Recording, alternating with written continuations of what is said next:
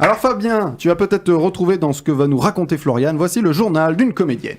Oui, c'est Journal d'une comédienne. Et alors aujourd'hui, on va parler d'un côté un peu plus sombre de mon métier, le dark side des comédiens. Alors non, je ne vais pas vous parler de la schizophrénie avec laquelle on doit tous dealer quand on est comédien. Non, je vais vous parler de la majeure partie de ma vie, à mon grand désarroi. Ce qui occupe, ou justement pas, la plupart de notre temps, à nous les acteurs. Et pourtant c'est très étrange, mais je ne sais pas si vous avez des amis comédiens dans vos contacts Facebook ou si vous suivez des artistes sur quelque réseau social que ce soit. On n'en fait pas la promo souvent, on oublie de mentionner que notre emploi du temps, qui nous rend fous, est constitué en grande partie de l'inactivité.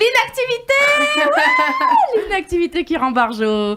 Alors quand on est sous contrat, on fait le plus beau métier du monde, hein.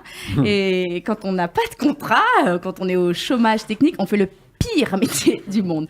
Que tu sortes d'un gros tournage ou d'un an d'exploitation de spectacle ou de 3 ans parce que ta vie est super chouette, #LoveMyJob, eh bien, ou que tu sors tout simplement de 6 mois de charbon parce que tu as couru les goûters d'anniversaire et autres salons afin d'avoir ton intermittence, lorsque tu te retrouves le matin sur ton canapé avec rien d'autre à faire que d'envoyer des mails aux boîtes de prod, aux metteurs en scène que tu connais en te disant que tiens, je vais remuer un peu mon réseau, chercher des castings, je peux te dire que tu t'apprêtes à vivre une journée, un mois, un an, une vie très compliquée. Et oui, les périodes d'inactivité, c'est pour tout le monde pareil, c'est l'enfer. C'est le serpent qui se mord la queue. Parce que pour intéresser ton réseau, entretenir ton réseau, faut qu'il puisse venir te voir sur scène. Mais si tu n'es pas sur scène et que c'est le but de tes appels au secours, tu comprends que ça devient très difficile.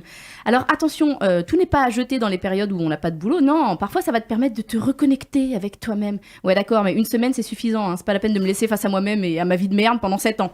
Ou encore de créer. Par exemple, moi j'ai une longue période d'inactivité.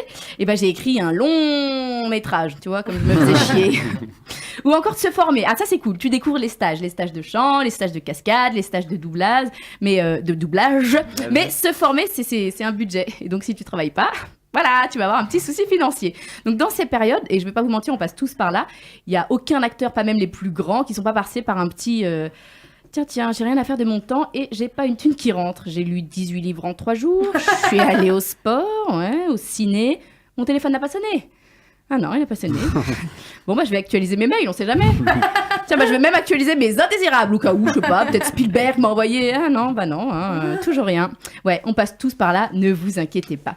Donc, dans ces périodes, tu vas pouvoir aller voir ce qui se passe au théâtre. Tu vas même devoir aller voir ce qui se fait pour occuper tes soirées moroses et te tenir quand même au courant de ce qui se fait dans ton métier. Et là, tu risques de vivre un moment très douloureux. C'est l'après-spectacle. Quand t'as vu tes potes sur scène ou tes anciens collègues, alors oui, alors nous on dit pas collègues. Bah non, on s'appelle pas comme ça, on est tous des amis, le théâtre ça tisse des liens. Hein, ah ouais, on est amis. Aide-moi à trouver du taf. Non, j'ai dit qu'on parlait pas de la schizophrénie, pardon. Donc quand les acteurs sortent de scène et que t'as bien envie de les féliciter ou tout simplement de les remercier pour les invitations, bah oui, je te rappelle que t'as pas de boulot donc t'as pas de thune. Donc tu t'apprêtes à avoir une des pires conversations dont seuls les comédiens ont le secret. Et toi alors? Tu fais quoi en ce moment? Tu vois, ta gueule, pardon. Non, sérieusement, hein, quand tu crèves de ne pas pouvoir exercer ton métier et que tu te prends que des murs dans la gueule, que tu viens de traficoter une pauvre bande démo avec ce que tu avais sous le coude, c'est-à-dire un iPhone et un coloc, pour démarcher les agents et tout ce qui serait susceptible de t'aider à trouver du boulot, que t'as englouti tout ce qu'il y avait dans ton placard parce que j'ai pas de travail, ma vie c'est vraiment de la merde, et qu'on te demande et toi alors tu fais quoi en ce moment? Bah là t'as juste envie de répondre j'essaye de survivre, je sais pas, avec la boule dans la gorge. Enfin ceci dit, devant cette question tu pourrais très bien répondre la vérité. Bah en ce moment je suis là devant toi à la sortie du théâtre, hier j'ai emmené ma mère chez Jiffy. Mais c'est pas du tout ce qu'ils veulent savoir les comédiens. Bah non, c'est pas ça. Dans le et toi en ce moment tu fais quoi des comédiens, il faut entendre est-ce que tu bosses, avec qui, comment, pourquoi, sur quoi, comment tu l'as eu le casting. Parce que oui, même les acteurs qui sont sous contrat, ils recherchent déjà du boulot pour l'après, afin d'éviter cette période d'inactivité. Voilà, c'était mon journal d'une comédienne, chronique sur le plus beau métier du monde.